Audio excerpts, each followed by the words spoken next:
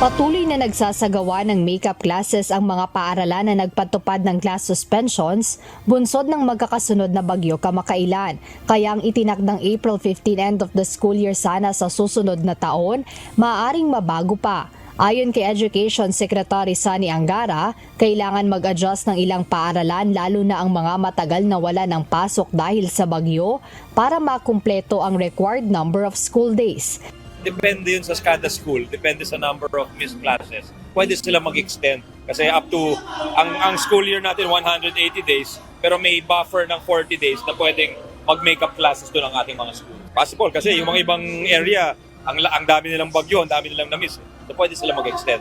Dagdag ni Secretary Angara, may ilang mga paaralan sa bansa ang lubhang napinsala ng bagyo, kaya nagpapaabot ang DepEd ng emergency materials sa mga ito na maaari nilang magamit.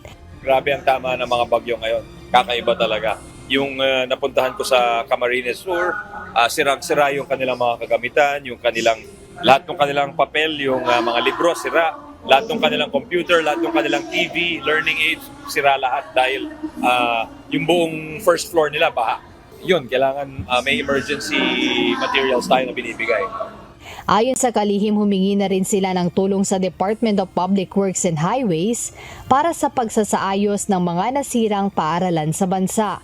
Samantala, sinabi ni Secretary Angara na tuloy-tuloy ang preparasyon ng bawat paaralan para sa Program for International Student Assessment o PISA. Inaabangan na rin ng DepEd ngayong buwan ang listahan ng mga paaralang mapipiling makakasama sa nasabing pagsusulit. Pag alam na natin yung mga schools, syempre, we will tell them, prepare nyo yung mga students ninyo. Mas maigi through computers, may special lessons sila, gano'n. Jed Neresina, UNTV News and Rescue. Diyos ang aming sandigan, serbisyo publiko ang aming pinahahalagahan.